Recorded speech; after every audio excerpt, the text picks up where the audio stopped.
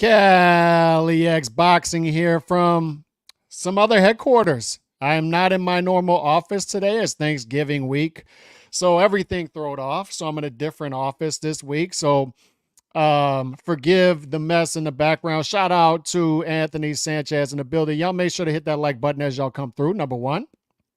Number two, leave a lot of comments today. The reason we want to leave a lot of comments today is because I'm in a different office. The office is all thrown off. And on top of that, no notes, none of that. So leave comments, and I'm going to get to the comments today, and we'll just roll kind of off of each other. Pause. Today, it'll be that type of show. And I want to say what I'm thankful for as far as boxing this year, because this will be the last, obviously, show before Thanksgiving. And on top of that, we're going to preview the card this weekend, the pay-per-view extravaganza on Thanksgiving weekend between David the Mexican Monster Benavidez and Boo Boo Andrade. Demetrius Boo Boo Andrade. The pay-per-view extravaganza on Thanksgiving weekend. And I was mentioning earlier on Twitter, or X as Elon calls it, that there's not much buzz, it seems, for this fight, and the fight's not selling well from what I hear over there. And somebody told me, well, it's on Thanksgiving weekend, so obviously it's not going to sell well. So my question is, if they're going to put a fight on Thanksgiving weekend that they know isn't going to sell well, why put it on Thanksgiving weekend? I feel like that's just an alibi, right? I feel like that's an excuse as to why this fight's not selling. Look, Benavidez, I'm going to try to stay as positive as possible today, but Benavidez and Boo Boo have not been putting in the work that you want to see talented fighters put on up until this point. You're talking about guys that are almost a quarter century into their careers collectively, right? You're talking about Benavidez, almost a decade in now. Boo Boo Andrade, 15 years in, close to it, something like that. You would like to see more on their resume. Where are the title holders on their resume? Where are the titleists? Where are the names? And with these two guys, the fact that they're being ducked does not apply. Does not apply. You had guys want to fight Andrade. Very recent, right? John Ryder would have fought him. Zach Parker would have fought him. Janet Beck would have fought him. And before that, back to the 154 days, these guys with their excuses, their built-in excuses for Boo Boo Andrade, it doesn't work. It doesn't work. He's had opportunities to fight fights, and it seems like he's always veered away from those opportunities up until this point. He's just one of the biggest mysteries, question marks in boxing. And I'm watching this press conference, the highlights, because I'm not a presser guy. I'm not a press conference guy. But I'm watching the clips, the highlights that people will send me, and as I'm scrolling through Twitter, and I'm watching Boo Boo Andrade carry on, and Jamal Charlo sitting next to him and doing what everybody would do if they were sitting next to him, right? If we were all sitting next to Boo Boo Andrade listening to this and saying, well, what is going on here? And then Benavidez is sitting on the other side of the stage, and he has no idea how to even respond to this because he doesn't even know what he's saying. Boo Boo Andrade is the type of guy, he has a root canal fighting style, right? It's like going to the dentist for a root canal, watching this guy fight at times. A very negative fighter. For somebody like that, you would like to at least see some entertainment value outside of the ring, right? Paulie Malignaggi he couldn't knock anybody out, but at least he could be entertaining outside of the ring. With Boo Boo Andrade, we get nothing. Bad fighting style. And on top of that, he strikes me as the dude in high school. The dudes in high school, they were at that lunch table, right? And they'd be trading Pokemon cards. He has that type of personality. Here's a Bulbasaur. Do you want a Bulbasaur for a Pikachu? The Pikachu has 40 striking style, and then the other one has 60 defensive style. And then this has a 50. So then they're trading cards, right? And I got nothing against them. I like the Pokemon trading card dudes. Like, right? It's cool. Like, I was cool with everybody. There's nothing wrong with them, but whether they were at the table or outside of the table, we never knew what these guys were saying. Ever. It's not just that I don't understand Pokemon and Pokemon trading cards. It's not that. It's when you talk to them and have a conversation with these dudes outside of that, you still didn't know what they were saying. I don't know what you're saying. I don't know what you mean. And that's Boo Boo Andrade. I'm sitting there listening to this yesterday. I have no idea what this dude is saying. Benavidez is saying, I don't know how to respond to this because I don't know what he's saying. Jamal Charlo is looking at it. He's like, what is going on? And that's Boo Boo Andrade. And that's the tough part about this. This is a tough sell because this guy's a main event on a pay-per-view. He's the B-side, but he's still there. And there's nothing marketable there. There's just nothing. And we're going to talk about the positives of this fight, this matchup, right? Because if you take the pay-per-view price off of this, it's actually a good matchup.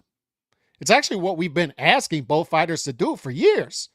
So that's positive. That's good. But you can't not give us these things for collectively almost a quarter century and expect to cancel that out in one night by fighting each other. You can't. These guys have a long way to go, both of them, in order to make right what they've done in the past.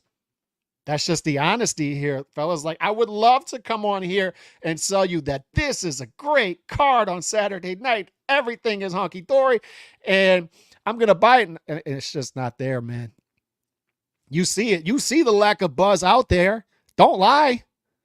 Don't lie. You're going to have your content creators out there faking the funk, right? This thing is great. This is awesome. I can't wait. And then I can't wait to see the Mexican.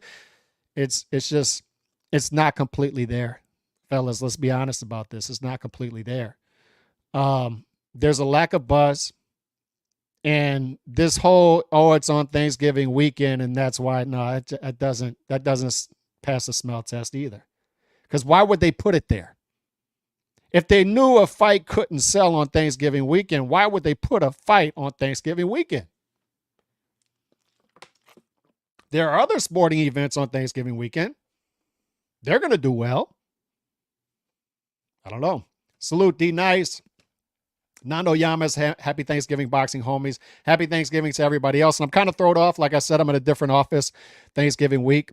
So don't mind that. Hopefully y'all hear everything well, because quite frankly, I don't know. The mic is working 100% or whatever. We'll see. But shout out to Nando Llamas. Always appreciate the support and appreciate that super chat. Let's see what called him Lord Farquaad. And like I said, this is the Pokemon trading dudes at the table. And you don't know what they're doing at the table, right? I don't know what a Baldizzar for a Pikachu is. I don't know if that's a good trade. I don't know what the numbers on the cards mean. I don't know what these dudes are saying at the table. And I used to sit down next to them at the table, like trying to learn. And they're cool dudes. Like I got nothing wrong with them. They're fine. I got along with everybody. But even when they get away from the table, they're still odd dudes. And they're saying stuff like, I'm going to knock out Lord Farquaad. And everybody in the room is like, what is going on? What does Lord Farquaad mean? What is this? What does any of this mean? And Benavidez has no idea how to react to this, because he's like, I don't know what that means. I don't know what he's saying. I have no idea. No idea. And Jamal Charlo's sitting there, just sitting there. And he's odd too. And he's just sitting there like, and the odd dude doesn't get the other odd dude. He's just sitting there like, I don't know what's going on. I don't know what's going on. That's how the presser came off to me yesterday. It was weird. But it is what it is. Shout out Santeo Media. There's the boxer puncher, the pressure fighter, and there's the root canal style Demetrius Andrade. Shout out Westside. Shout out Mr. Boxing Guru with the hats. Shout out to him. It's that weird ass accent he has. Demetrius is on, and he's talking with the accent. And I'm like, it's the Rhode Island accent. And then he's got the little flavor he adds. I don't know what he's saying. I have no idea what he's saying. Nothing. And people are trying to act like this is all awesome. And I'm like, I don't know what's going on. Maybe that makes it awesome. I don't know. Maybe it makes it awesome that I have no idea what anybody's doing up there. But I don't know. I'm confused. Not a press conference guy to begin with. I don't see any type of buzz behind this fight. And then you got a dude sitting up there saying stuff that he doesn't knock anybody out. Look, there are weird dudes that still do what they do so great that they're intriguing, right? Like Dennis Rodman was one of those guys. He was like, nobody knew what he was saying. Nobody. He was on another planet completely. But what I know about that dude was he was entertaining as hell. He would dive on the ball for loose balls, dive on the floor for loose balls, get a million rebounds. Greatest rebounder I've ever seen. One of the greatest defenders I've ever seen. So there was value to him, even though we had no idea what was going on with him. And that's Boo Boo Andrade outside of the ring. Boo Boo Andrade is definitely the type of dude who would show up to Times Square in a wedding dress. That odd. But he's not entertaining inside the ring either. Like a complete oddball with not a fun style. And he's the B-side on this pay-per-view. And they're trying to tell me that Benavidez is a new sheriff in town. Well, I don't see it. I don't see it. Where's the buzz? Where's the buzz? So hopefully they get that going a little bit, and we'll talk about the positives of this fight, this matchup, this card in a minute. The two main fights are not championship fights, and doing it pay-per-view is ridiculous. It's not a championship fight either. So PBC always playing games to the bitter end. Should have been Morrell. Should have been Morrell. Should have been Morrell. Morrell should be in there. Morrell was supposed to be the guy, right? And that was a more intriguing fight. Why? Because it's believable that Morrell Jr. could go in there and knock Benavidez out. It's believable that that would turn into a firefight. When I observe Boo Boo Andrade and when I watch him, I say, okay, this is the reason this guy's never been in the main event. There are many reasons why. Odd, not a fun style, has dodged his way around fights, despite what his handful, about 4 or 5 of them, super fans say. He's dodged his way around fights, matchups. But on top of that, it's more believable that if Benavidez gets downhill and gets going in this fight, that Andrade will sort of either yuck up the fight or give in. One of the two. But what's not believable to me at this point, until I see differently that this will turn into a firefight, that Andrade will do what Conceição did on Thursday night. Conceição was the story of Thursday night. If anybody's stock rose on Thursday night, it was Conceição. He overexceeded expectations, but he did it in an entertaining fashion, and he did it by, it's a difficult thing to do, going into a place as an athlete that few athletes can go. We see golfers do special things, basketball players, football players, baseball players. But for a boxer to go to a place, boxers are the best athletes. It's the toughest sport to engage in. And when you see a boxer go to a place where you say, how in the world is he doing that? How is he doing? The level of difficulty of that is incredible to me. And Conceição went to one of those places on Thursday night to where I'm thinking he's going to get knocked out in the 5th round. He comes back and wins it. I'm thinking he's going to get knocked out in the 12th round. He's walking back in the 11th round to his corner like the drunk uncle, right? Like he's high off of fentanyl. And then he comes back and clearly and decisively wins the 12th round. I'm like, how in the world did that guy do that? What Thursday night taught us was results. Yeah, you want to win fights, result. But Shakur won a fight, right? And his stock dropped. Conceição, Navarrete, draw. Stocks rise. Particularly Conceição, because he overexceeds expectations. And even with Navarrete under exceeding expectations, his stock still is level or goes up. Why? His level of difficulty was higher, number one, his 3rd fight of the year. So we have more forgiveness for fighters who fight, right? 3rd different style he's fought this year. But on top of that, even though he underexceeds the expectations of him, he was a 13-1 favorite. We see what Conceição does. We're like, man, that's incredible. And on top of that, Navarrete still entertains. It's about entertaining as well. Nikita Tszyu fought this morning. Wins the fight, gets knocked down in the 1st round. So we say that and say, man, this guy's got knocked down in multiple fights now. He's only 8 fights in. His ceiling is pretty low, right? Not nearly as high as his brother, Tim Tszyu, but he entertains. And there is a huge vacuum now more than ever in boxing history. There's a huge vacuum for fighters who just entertain. Blood and guts warriors. So even though Nikita Tszyu is an Australian poor man's Mongia, as Nando says, and he's right about that, there's still a market for that guy because there's just a market for dudes who entertain. That's it. So that brings me to Saturday night with Boo Boo Andrade. The worst thing that Boo Boo Andrade could do is what everybody's expecting on Saturday night. Is he loses a decision. He yucks it up in the process. Goes in survival mode. It's an ugly fight. And nobody ever wants to see the guy fight again. We barely have forgiveness for Shakur Stevenson, who is talented young fighter. Pound for pound level talent. Andre doesn't have that. Andre's older. Andre's almost 15 years into his career. He's even more boring than Shakur. We don't have that forgiveness for him. He's got to do something on Saturday. It's not just about surviving. It's not just about going in there and trying to fight your fight. No, man, you got to entertain. You got to win the fight, or you have to entertain in a loss. You have to give people a reason to be invested in Boo Boo Andrade, because right now, outside of your handful of cheerleaders here on YouTube, there's nobody.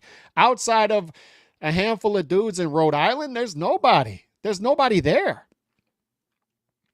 And that's why there's no buzz. You've got to entertain. You've got to give people a reason to say, I want to watch Boo Boo Andrade fight in his next fight. That was phenomenal. Even in a loss, you can do that. The result, the O, isn't the all end all be all. If Boo Boo Andrade loses this fight and looks entertaining doing it, we might come back. If he shocks us, right, and goes into Conceição mode, and instead of saying, I'm going to clinch to stay in there with this Mexican monster, I'm going to trade. I'm going to trade. I'm going to go out on my shield. Even if he gets knocked out, we say, I'll come back for that. I'll watch that guy fight again. And then there are matchups. There are favorable matchups for him at 168. Why not want to see Andrade versus Caleb Plant? Andrade versus Morrell Jr. Andrade versus Charlo. Why not want to see those fights?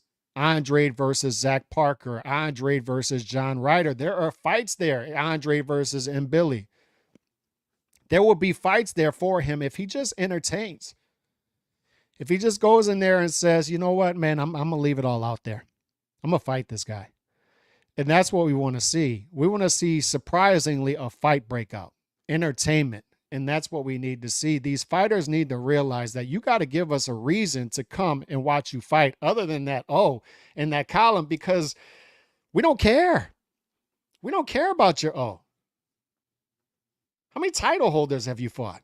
None? How many title holders has Benavidez fought? We don't care about the O. Even with Benavidez. Benavidez is a marketable fighter. Benavidez is fun. He's the opposite of Andrade, but yet not many fans are there. Not many people out of hardcore boxing fans know who the guy is, and that's a shame. That's a shame. These guys have to be connecting with souls. Organic fan bases. Build them.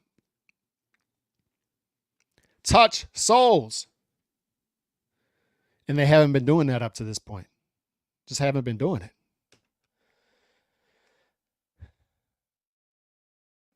But the guy would answer the questions from reporters. The thing with Espinoza, though, is he's acting like a promoter instead of a network exec. I'd rather have the promoter come out and talk. And that's what's wrong with the PBC Showtime model. Is the promoter is saying he's not a promoter. He's not coming out and talking. And he's not promoting his fighters or his events. Right? And then you have the network exec acting as the press secretary and doing interviews for him and answering questions that a promoter should be answering. So that's the issue I have with it. I don't know who DAZN's network exec is. I don't care. ESPN, don't care. Work with all promoters. Get fights on. That's all I care about from the network exec. I don't need to see him or hear from him. Andre seems to lack confidence, in my opinion, almost submissive, uninterested. Yeah, I think so. Always puts on a card Thanksgiving weekend. Yeah, and look, the card should sell itself. I don't want to hear any excuses about Thanksgiving weekend if this fight doesn't. Well, people didn't want to travel on Thanksgiving. Well, don't put it on Thanksgiving weekend then. It's pretty simple. So, I don't know. Shout out my guy Bruce Gass. PBC desperately needs an Aram. Eddie Hearn. Saludos Jesus M. Farquad, the midget king from Shrek 1. What the hell? Is that who that is?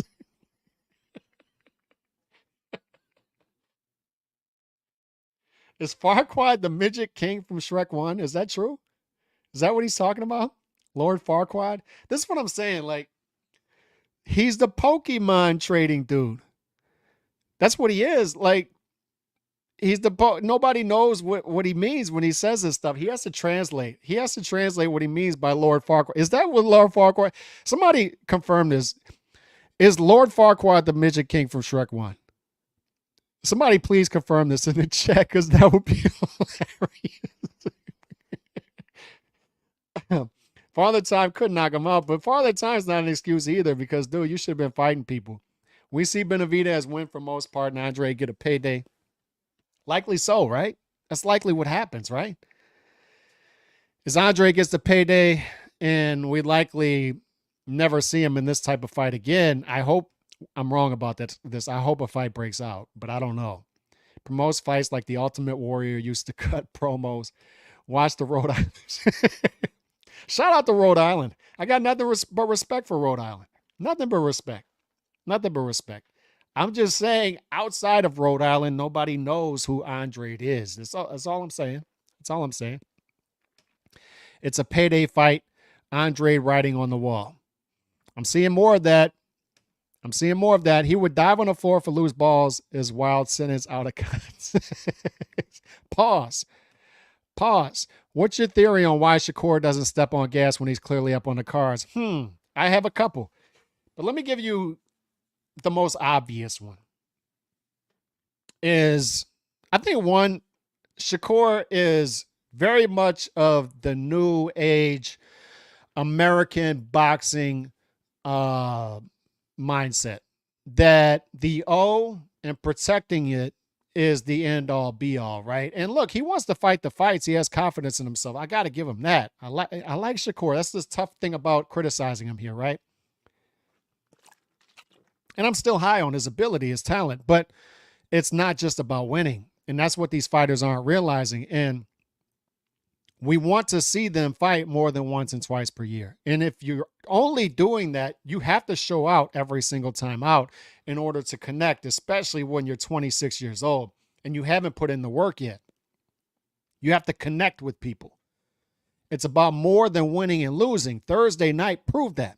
Navarrete Conceição connected with people. Shakur and De Los Santos did not. People watch Shakur De Los Santos and say, I don't need to see either one of those guys again. I'm telling you, that's how the casual fans who tuned in saw that. Boxing fans, we will tune in for Shakur because we see talent, right? So we're going to be there in his next fight. I'm telling you, the casuals who stayed up till midnight on a Thursday night to watch this dude who was pitched to them as a pound-for-pound talent in the next Mayweather and Pernell Whitaker are watching this. And they're struggling to stay awake. They're breaking their neck trying to stay awake. I'm trying to keep my 9-year-old son up to watch this. He tapped out. And they're saying, I don't need to see this again. What is this? I don't need to see it. They need to realize that this, whatever they've been pitched coming up, that the O is everything. And that low risk, high reward is the way to go. Not only in picking your fights, but in inside the ring. Is fight negative if you can coast to a decision that's just as good as getting a knockout, but it's not. Loeffler has proven that. He proved that with Golovkin. He's saying that with Callum Walsh is the way to people's hearts is the same as it was a generation ago, 2 generations ago, 3 generations ago, 4 generations ago. It's the same thing. It's the same model. It's the same, it's the same little seasoning. It's knockouts activity. Knockouts activity. Knockouts activity. And a guy like Shakur, as talented as he is, the disconnect that is there that maybe he doesn't realize is he's missing those two. He should be more active than he is right now. He should be walking into Jay Prince's office and say, hey, go talk to Bob. And you know that deal we had with the high minimum? Let's get rid of that. And let's just try to fight 3-4 times a year. It just destroy guys. Whoever's available, let's just go in there and destroy guys. If he had that confidence in himself to do that, then that would be the move, and it would give him a better chance long-term of becoming a star, because this road that he's on right now is not going to get him there. The big fight's eventually going to come to him. It is. And it wouldn't shock me to see him win that fight, or two of them. But what happens at the end of that? Where's the passive income going to come from? Because you have to have marketability. You have to be able to go out there and get marketing deals to do that, to get that passive income. There's a reason, fellas. And somebody put in the chat, is this fight really happening? Is it Saturday? Guerrero versus Berto 2? I think it's happening. And the reason fights like that are still happening, the reason that guys are still embarrassing themselves in exhibition matches decades after they've retired, is because they didn't have that passive income coming in. They've been lied to by their managers, by their advisor, that just play the safe route. We'll take care of you. We'll take care of you. And don't worry about it, right? Take it easy. Take it easy. And in doing that, they go 8-10 years into the career, and they're wondering why they're not stars. They're wondering why they don't have marketing deals. They're wondering why Canelo, Golovkin, Anthony Joshua are sitting here with all these big deals. It's because they put in the work. They touched souls. That's what they did. So the Benavidez fight fans are out there saying, he's doing what you wanted him to do this year. Good, fair enough. That's what I want. And it's a good year for him if he wins both of those fights. If he beats Plant and Andrade, I'm not going to move the goalposts. It's a good year. But he needs to do way more. And that's the part that they're frustrated with. They think we're moving the goalposts. We're not. That's a good year. We're there with you. It's a good year. It's a start, though. That's a start. He's got a long way to go to cancel out the first 8-9 years of the career when they were just laying back. He drops a belt on the scale and all the other stuff he did. He seems like a likable guy. He's marketable, fun style. Everybody here wants to like him. Look, you dudes need to get out of your feelings. Y'all need to stop with the thin skin stuff. The fighters need to stop doing this too. Every time somebody goes after them, not even goes after them, like any type of constructive criticism on Twitter or YouTube, the fighters, oh my God, this dude's just hating on me. He's hating on me. No, nobody's hating on you. We all want to see good things for these fighters. Dudes getting punched in the face, man, I hope they make a lot of money. I hope they get marketing deals. But we're just explaining to you why you're not there yet. If you want more of us, we're telling you how to do that. And I'll tell you how not to do it. Specifically, is you can't go. The only real fight Benavidez has had up to this point, as of today in his career, they marinated that for 5 years. His own promoter came out and admitted that. 5 years. That's inexcusable. And it wasn't even that big of a fight. And his fighter wins the fight. And his fighter likely wins that fight 4 or 5 years ago, so there was no reason to do it. And on top of that, it does what, 49,000 pay-per-view buys? So what in the hell were you marinating?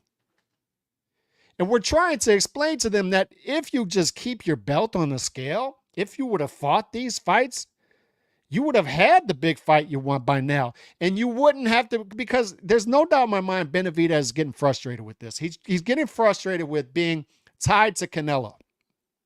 His team is doing it for a reason, though. But he's probably sitting there saying, I'm tired of hearing about Canelo. Fair enough. But if you would have not listened to these dudes up until this point, you wouldn't be tied to Canelo constantly, because that's your only marketability right now. Because you haven't been putting in the work up to this point. So the only thing intriguing to the casual fans about you right now is that you're tied to Canelo. That's it. And what's wrong about that is it's not sustainable. Why? Because after the Canelo fight, both win or lose, you may not be that intriguing anymore. That baton may not be handed off to you, even in a win. You got to touch souls, man. And you try to explain it to people. And the Benavidez fans think you're moving the goalpost. You're not. You're not moving the goalpost. Up to this point, this dude should have been doing more. And it takes a couple years at least of consistent work to cancel that out. It just does, man.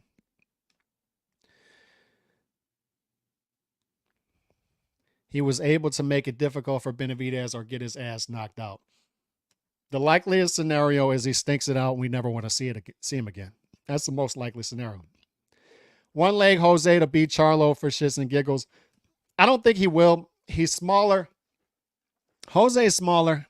Bad leg. I think he's well past it, right? We saw that against Danny Garcia last year, but Charlo is a wild card too. People need to stop acting like Jamal Charlo is this big name fighter. This, like, people just don't care, man. People don't care anymore.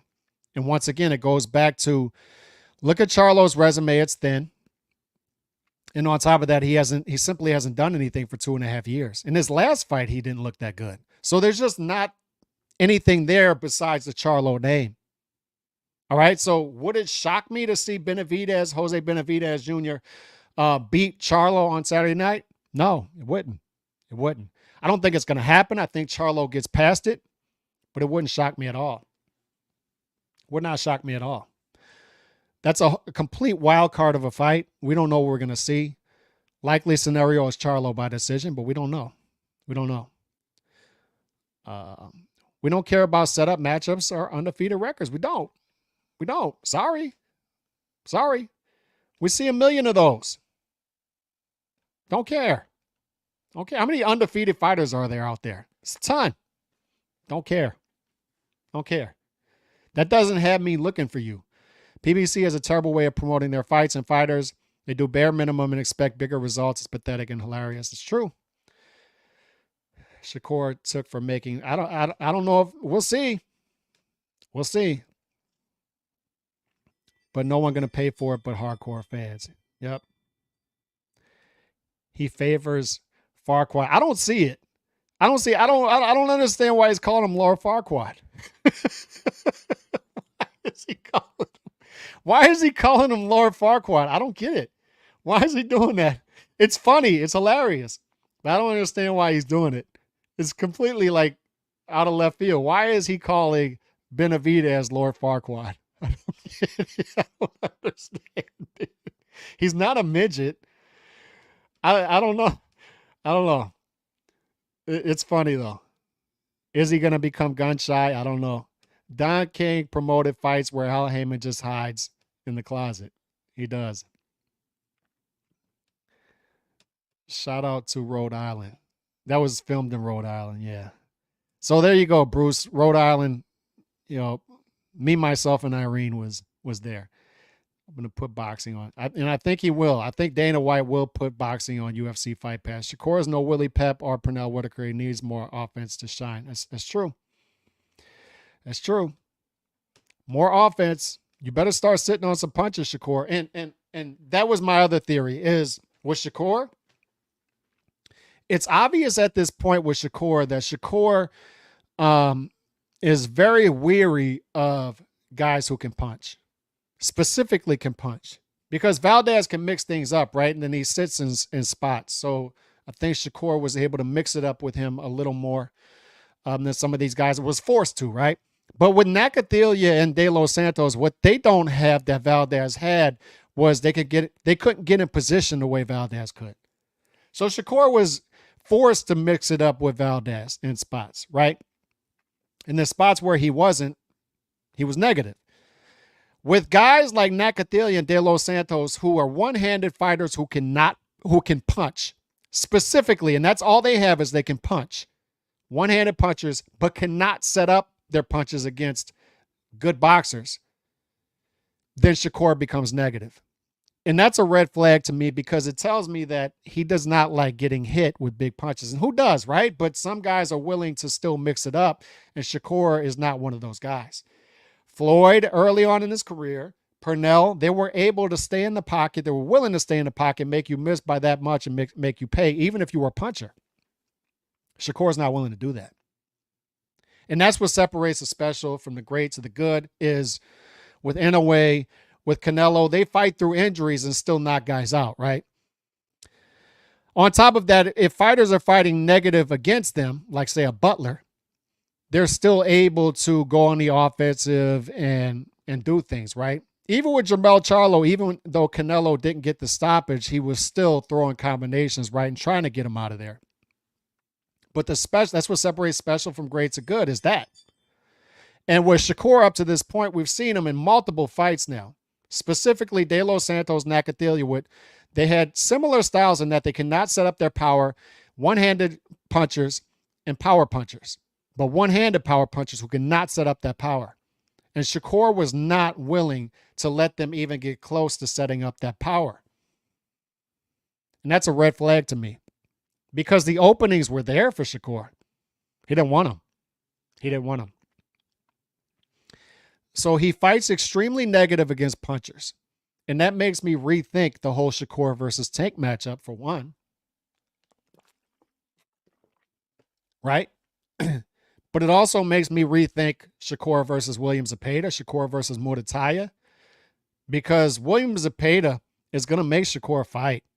He's going to make him throw punches. So give me that fight. That's the fight I want to see. That's the fight I want to see is Shakur versus William Zepeda.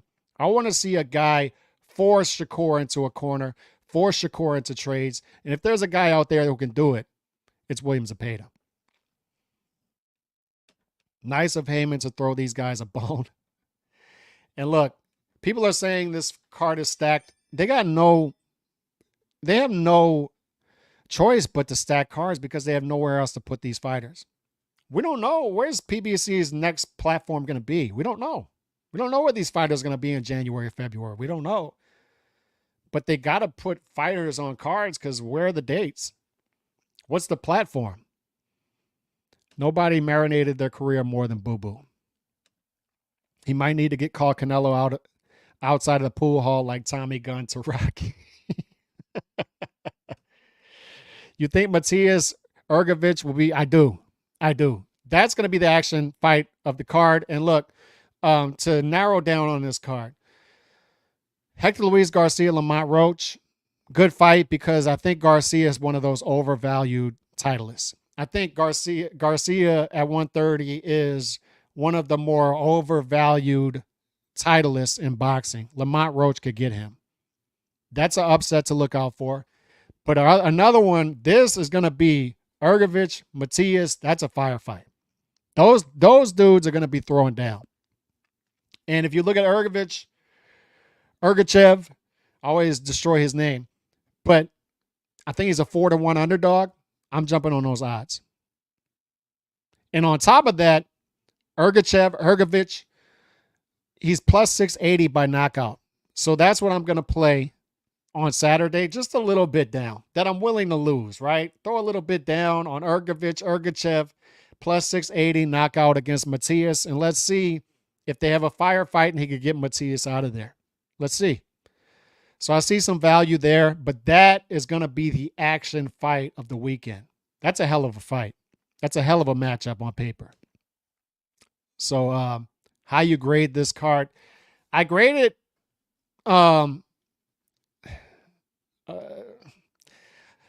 C+. And people are going to say, oh my God, C+. If this, I always say, once you slap the pay-per-view on it, the pay-per-view tab, that added price point of $85, it becomes something else. If this was just a Showtime Championship boxing card, I'd solid A minus. It's a hell of a card, right? It's got intriguing matchups on it. Garcia, like I said, he could get upset by Roach. It's got some intrigue, right? That action fight we were just talking about, Matias versus my guy Ergachev. That'll be fun. Um, I'm not as high on Charlo versus Jose Benavidez Jr. as a lot of people. Both those guys are very forgettable to me, so I kind of throw that one out. I don't see much value in that one, to be honest. But Benavidez versus Bubu Andrade, they're doing what we want them to do, and that's good. And that's a good main event on a Showtime Championship boxing card, but it's not a pay-per-view main event. So that's where I drop it to a C. From an A is once you slap that pay-per-view on it, it becomes something else. This is not a pay-per-view value card, in my opinion. Just my opinion. I'm not going to try to ruin anybody's night. You want to buy it? Go buy it. Go buy it. It's fine. It's just not something I would pay for. I also was looking at that bet. I think that plus 680 is good. Al Heyman will form a co-op with the Saudis and bring us the big fights in 24. Al Heyman so far, Bruce, is the only guy in boxing, the only power broker who has not done business with the Saudis. So I think that's something to keep an eye on. I don't know. I don't know what to read into that. It's a fair grade. This entire story of PBC and Showtime, Tune-Up City, Pep Boys Championship Boxing. And I always say the P in PBC stands for part-time. Fighters can't get dates.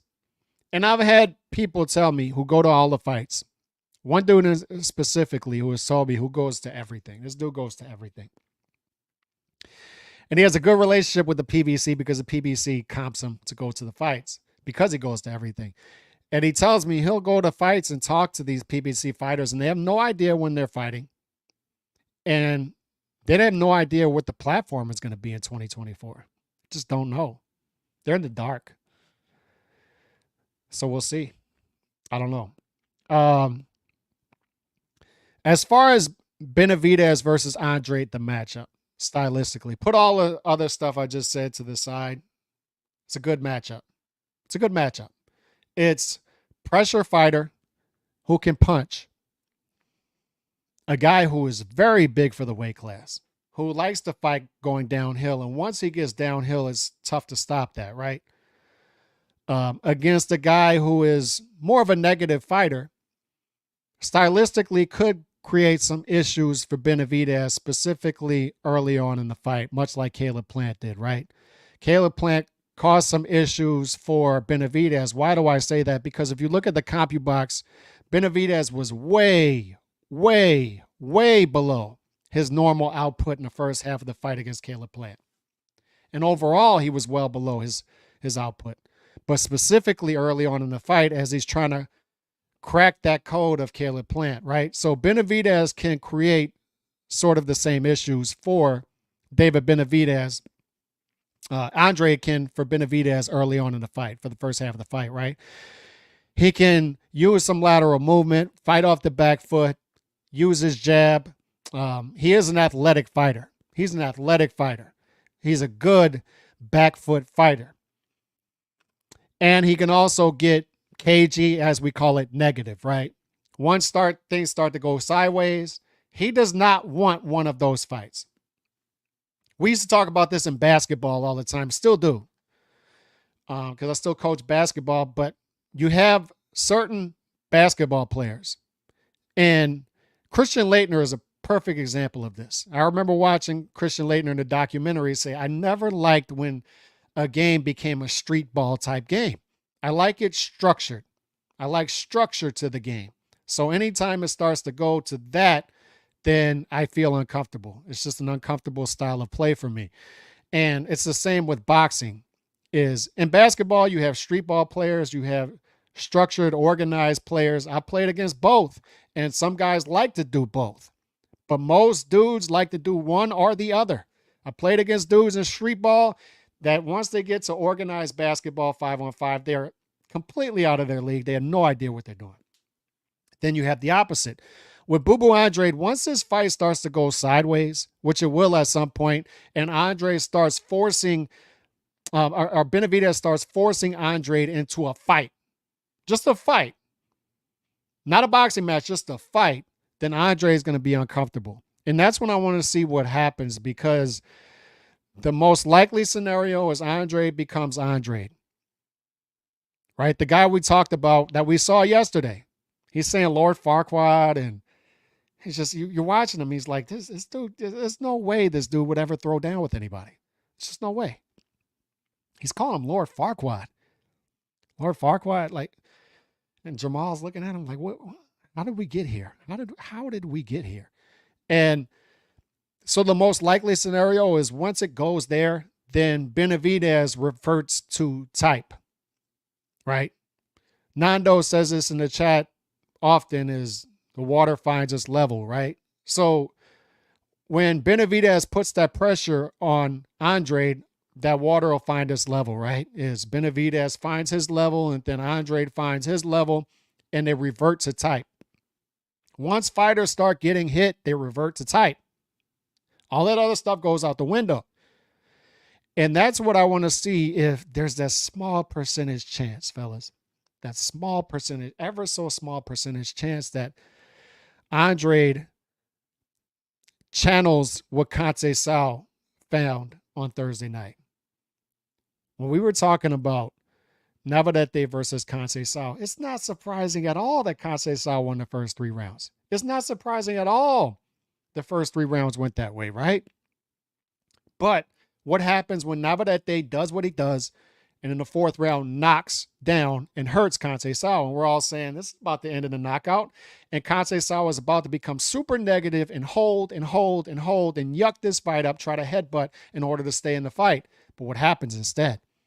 Conceição comes out and fights.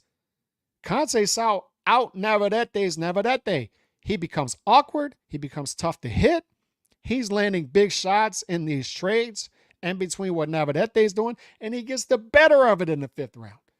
And then he repeats it after round 11 when he's hurt again. He's destroyed in that round. Absolutely destroyed. He goes out and wins the 12th round decisively and gets a majority draw. And you say, how in the world did he go to that place? That was completely out of left field. It's the theater of unexpected, right? That's the most beautiful part about sports and why we're so attracted to it, right? Is things can happen. It looked like it was going to be this way on paper, and then something completely out of left field happened. That half-court basketball style, that team turned into a full-court pressing machine and won a shootout? How did that happen? Same thing in boxing, but in boxing, it's magnified even more because dudes are getting hit in the face and sacrificing their lives, literally. So when a dude takes it to that place, you say, good Lord, it's the best thing in sports. So that is the best case scenario on Saturday night. Result be damned. I don't care. Like, I really don't care about the result, to be honest. Really don't. Like, to me, the worst thing that can happen is Benavidez wins that a decision against Andrade in an ugly fight. And it's like, yeah. Then at that point, you say Benavidez has been in there with 2 guys who can box at the top level, and he hasn't knocked out either. Is he really the Mexican monster? And then we say Andrade's negative again. I don't really want to see him fight. Worst case scenario. Best case scenario is both of their stocks rise as they have a shootout. And we want to see both of them again against anybody. Canelo, not Canelo, anybody. They become more entertaining. They touch souls, as I say, and more people are more intrigued by them. And that's the type of fight Andrade has to have. Andrade has to take it to that place. If he wants to cancel out how people think about him from the last decade plus of his career of being a super safe fighter, both matchup wise and inside the ring, he can start to do that on Saturday. And here's the good news. If he does that, even in a loss, his stock goes up. The tough part about that is he has to engage with a dude who wants him to engage. He has to fight his type of fight. But when you have this type of a career, when you have the type of a career that these guys have had up to this point, you have to impress in spots like this. You have to. You have to. There's no room for forgiveness. It's just not. There's no room, despite what their fan bases will tell you, despite what the content creators out there saying right now, it's saying this is the greatest card of the year and this is a great matchup. I'm telling you, the casuals don't know this fight's happening. And I'm telling you, the ticket sales are not selling. They're not selling. It's being comped. It's in a small arena. It's being comped. And this pay-per-view is not going to do 100,000 pay-per-view buys. So you have to be honest with this, fellas, and say, as excited as we are of this matchup, right, and some of these fights on this card, that's us. And we need to take ourselves outside of that bubble and say, there is a disconnect here.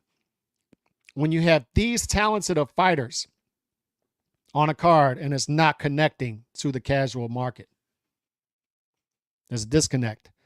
These fighters haven't been putting in the work to connect to a base. They don't have a base. And that's why Benavidez is constantly being connected to Canelo by, say, a Samson, is they know they need Canelo to sell this guy. And that's a shame because there's a lot there. There's a lot there for this guy. There's a lot there with this guy. He's a marketable fighter. Big super middleweight. Likes to punch. Likes to throw a lot of punches. Has a lot behind his punches. Seems like a good dude to me. Like, that's the thing. Like, people think I just want to get on here and hate on Benavidez for what? Why? I'd love to see the dude be a star. More stars, the better. Be nice to have an American star. All I'm telling you is they're squandering it up to this point. And you got to be honest about that.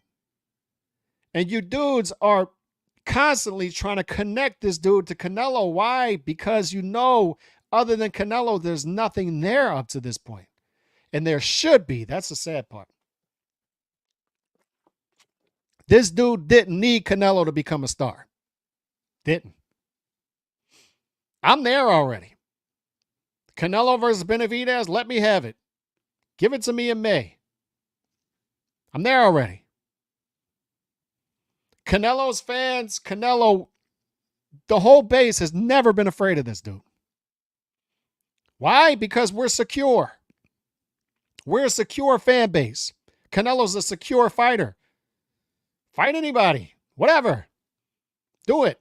Fight the best fighters. Let's go. You lose, you lose. We move on. I've explained this. Canelo loses to Bivol. 17 days later, he announces Golovkin. We all buy tickets. We all buy the pay-per-view, and everything's great.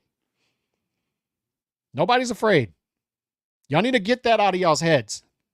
Let's all be honest about what we're looking at here. The Mexican monster up to this point has not arrived. Let's be honest about this.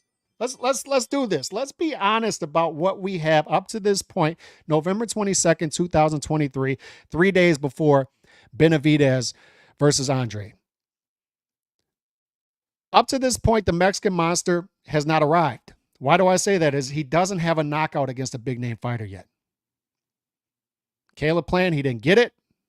Sorry, he hasn't arrived yet. Let's be honest about that. Let's also be honest that he hasn't gotten the Canelo fight. A lot of that is due to him and his team. Let's be honest. Let's be honest that Canelo likely fights him in 2024. If everything lines up, if Benavidez wins this fight, they get the network thing set up. I've even said it. I've gone this far. If Canelo doesn't fight Benavidez in 2024, if everything lines up, they win their fights, then I'll shut my channel down. Nobody's ducking Benavidez. Nobody. There's not a fighter out there alive that is ducking David Benavidez. I'm sorry to break it to you.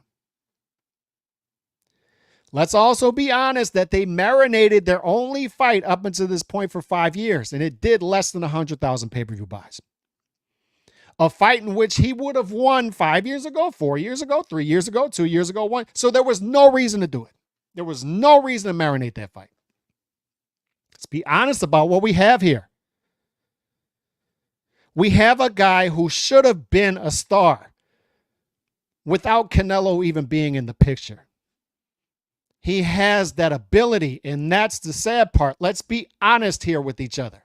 Nobody is hating on David Benavidez. This is constructive criticism that is warranted. Apparently, we're higher on Benavidez than his super fans. Because as I sit here, he should have been a star. He has the ability, he has the talent, he has the marketability, seems like a nice dude, nice smile. It's all there. Y'all have basically put this dude under a rock for 8-9 years. And then to hide the mismanagement, you just try to tie him to Canelo.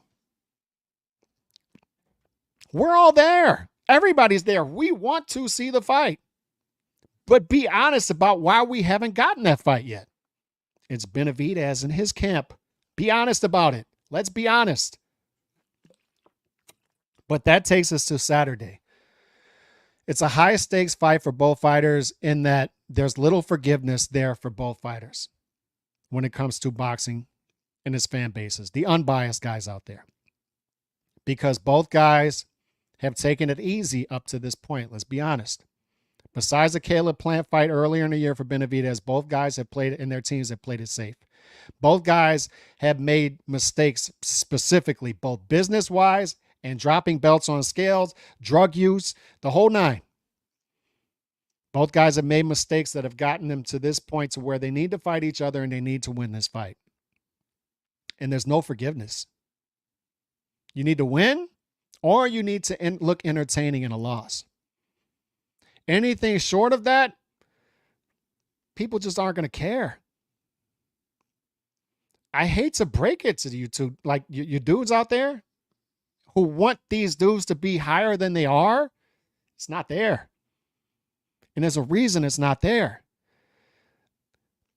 This generation of boxing fans, you constantly, the super fans of these fighters, you constantly look for alibis. I saw it with the Shakur hardcore fans last week. You're blaming injuries and you're blaming De Los Santos. No, that's on Shakur. Sorry. And we want what's best for these fighters because we want stars. Specifically, we want American stars. So when you dudes out here think that we're hating, no, it's constructive criticism because we're telling these dudes there is more there. You have more talent than you're exhibiting. Your hardcore fans, these content creators who are capping out here and caping for these fighters just so they can keep access to them, they're hindering you. Stop listening to them. Start listening to people who are telling you the truth as uncomfortable as it is. Shakur's out there going after Steve Kim and people for saying he's not entertaining. Dude, look at your last fight. Shakur probably watched that fight and fell asleep. Shakur probably put his family to sleep. Shakur put his own promoter to sleep. What do you mean you're not entertaining? You're not entertaining. Sorry. Start listening. We're constantly told as boxing fans that we don't know about the business. We don't know about what these guys go through in the ring. Well, guess what? We're going to flip it on you. You don't know what it's like to be a boxing fan. So listen. I'm trying to tell you, other boxing fans who are content creators are trying to tell you what you need to do to create more of us. And I know a lot of the pushback is you don't want to put in that type of work. Well, I'm sorry. You got to do it. That's this generation, right? It's a generational thing. They want what comes along with being Canelo without putting in the work of Canelo. Sorry, you can't do it. You see the dude driving down the street in a Ferrari? Look, maybe he's a trust fund baby. I don't know. But the more likely scenario is that dude worked hard to get that. I want to know what he did. And then I want to go out and do it. You dudes want the Ferrari without putting in the work. Everybody wants to be Canelo, but nobody wants to be Canelo. Everybody wants to be the face of boxing without doing face of boxing shit. I guess I'm the bad guy for breaking this. These dudes have very little forgiveness on Saturday. And look, man, I would love to come on here and be sunshine and rainbows. I am thankful for these guys fighting each other on Saturday. Thanksgiving's tomorrow. So thankful for that. Thankful for some of the cards and fights we've gotten this year. But dudes are still out here lacking. And the same thing happened on fight week for Crawford versus Spence. People were saying, Calix, don't be negative. We need to be completely positive this week. No, no, no, no, no, no, no, no, no. You want that, go elsewhere. People needed to know before that fight that when you marinate a fight for a half a decade, you make it more high stakes than it needed to be. That shouldn't have been end all be all for Errol Spence. He shouldn't need to be, his fan base shouldn't need to be rolling out all these excuses. Dudes are out there saying he had a protruded rib. Dudes are out here on their Dr. Quinn medicine woman type stuff right now. Look at that. He's got a protruded rib. He's got it dropping Instagram and TikTok. Look at the protruded rib right there. When he gets knocked down, there's a protruded rib. It's a protruded rib. We need to see a rematch at 154 because there was a protruded rib. The hell is wrong with y'all? A protruded rib? A protruded rib. And this is what I'm saying. Like, it shouldn't be that high stakes. I was trying to warn y'all before. If Spence loses this fight convincingly like I'm expecting against Bud Crawford, I'm saying this a couple days before the fight, you made this more high stakes than it needed to be. You're going to roll out all kinds of excuses for this guy, and it's going to be terrible because this guy was never an all-time great welterweight. We tried to warn you. We tried to warn you he was a level or two below Bud Crawford, and it's likely going to get ugly. And the fact that you marinated it for this long, you made it more high stakes than it needed to be. And now dudes are out here, protruded rib. He's got a protruded rib.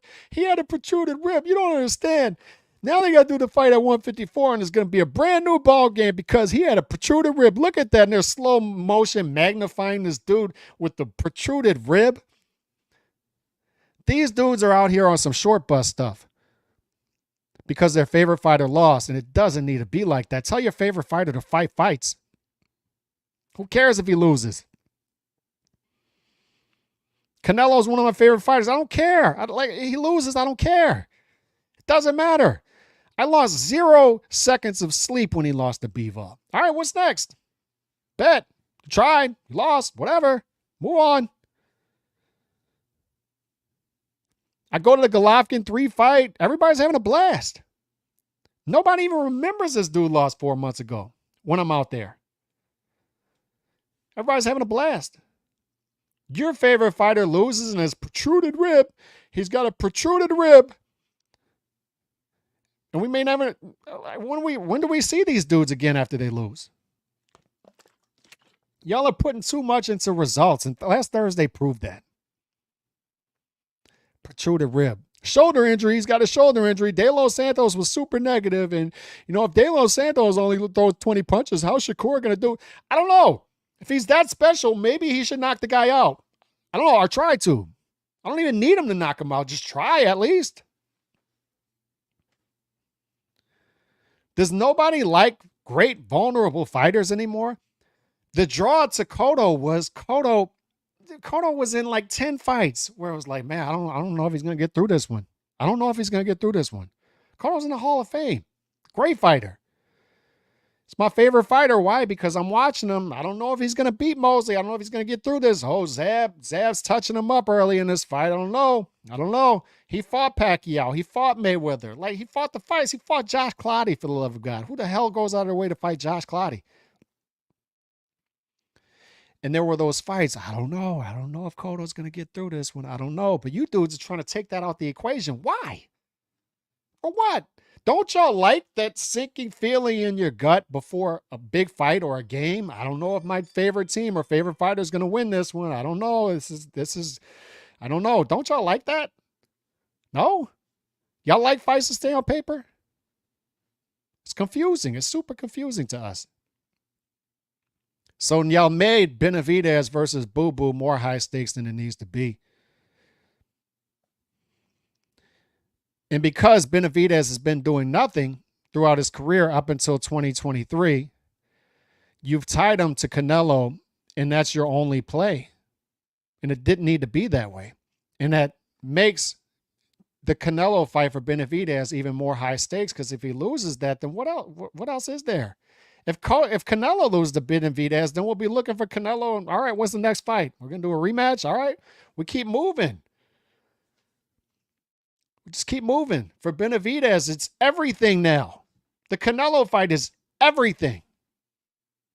And because of that, this fight becomes more high stakes because he has to get through this one to get to Canelo. And then if he fights Canelo, he has to win. Because it's their only marketing plan. But as far as the fight, what I want to see is what happens. Let me get to this real quick. Edwin Castillo, $5 super chat. Appreciate it. Do you actually believe that the menstrual monster... Every time he does it. Every time Edwin does that. Do you actually believe that the menstrual monster Benavidez... You know what I'm thankful for on Thanksgiving? I'm thankful for Edwin Castillo that every time he leaves a super chat, it's the menstrual monster Benavidez. Really wants the Canelo smoke. I don't. These fake boogeymen have prospect careers. You know what I said? I think I was talking to D-Style Monday. I'm losing track of days because it's the holidays. But when I was talking to him, it's these prospects, we're still bringing up talent, right? These prospects are still hot prospects, right? I'm watching Abdullah Mason, Emiliano Vargas. I'm like, whoa, man, Top Rank's got quite a roster. We're still bringing in exciting fighters and fun fighters and talented fighters. We still got that going, right? But we don't have stars in America. And the reason we don't is once these guys get from like prospect to contender, and then we no longer have great champions. That's what we've lost. Is once these guys get to like the champion process, it's Boots Ennis getting emailed the belt, right? Devin Haney getting emailed the belt, right? So guys are now getting championships without fighting championships. That's not good. That's certainly not good. That's broken.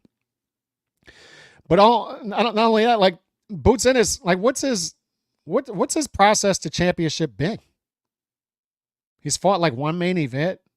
Like just think about that. Like Boots Ennis, a generation, 2 generations ago, this would have been a guy that we're following closely, right? And this guy looks super talented. And then he's gonna be in tougher fights to get to the championship. But instead, he's emailed the championship.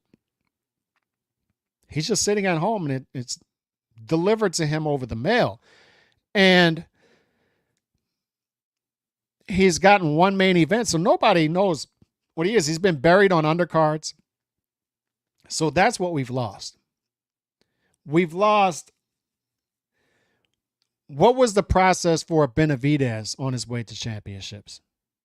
What was the process for Shakur on the way to championships? That grueling process now seems gone. And guys, since it's easier, but like regular unbiased boxing fans are not as intrigued and we're not as invested in these fighters because the process become too easy. That's why we became emotionally invested in a Miguel Cotto. It's like, you see this dude, and even in the contender process, going for a championship, he got rocked a couple of times. And then he gets to the championship process at 140, and then he goes through it at 147. It becomes more difficult. And you're like, all right, I'm emotionally invested in this because I like how this dude fights. I like how he fights the fights, and I want to see him win. And it seems like we've lost that process. And people won't understand why an Edwin Castillo leaves a super chat and is calling David Benavidez menstrual monster Benavidez. And some dudes may think that's below the belt, but you got to understand why this sentiment is there. And if people aren't going to speak up for boxing fans, you have content creators blaming boxing fans now, then I will, because I'm one. And I'll defend my friends in the chat if they're attacked. And say, there's a reason that we're saying these things. There's a reason that sentiment is there. Is we're expecting more of these fighters and we're not getting it. So we'll see what happens on Saturday. Thanksgiving is tomorrow. I want to say there are things I'm thankful for in boxing this year is we've gotten a lot of events, right? It's been an event year. We're still fundamentally, foundationally off. and we're still not getting activity. We're still not getting the meaningful fights we need, but we're getting events, and that's good, right? So I'm thankful for that, at least. Let me say that on a positive note. Let me also say that I'm very thankful. Very, very, very thankful. I can't even say how thankful I am that I have this chat that I have. I think it's a highly intelligent chat. I would put it up against any chat as far as the boxing world goes. And that's the market that I go for here, is just good-natured boxing fans. Just dudes who want to talk boxing and are just going to shoot it straight. We won't always agree. We're always not going to agree. But I would never personally attack somebody in the chat. I don't think anybody would personally attack me. And I'm thankful for that relationship that we've developed here. I don't know what the ceiling is going to be here, but I guarantee you I will stick around because I just want to talk boxing. And we'll never get to 600 people in the chat like you'll see with the bigger boxing channels. But I think we would all agree that you have to sacrifice certain things in order to get there. And I don't think anybody in the chat would want that, and I don't want that. I appreciate what we have here. I'm very thankful for it. Very thankful for each and every one of you who does tune in on a regular basis. Even if you don't pop up in the live chat, I see people leaving comments below in the section below. So I'm very thankful for that. I just want to say that. More than anything here, I want to say I'm thankful for the chat and Haplo.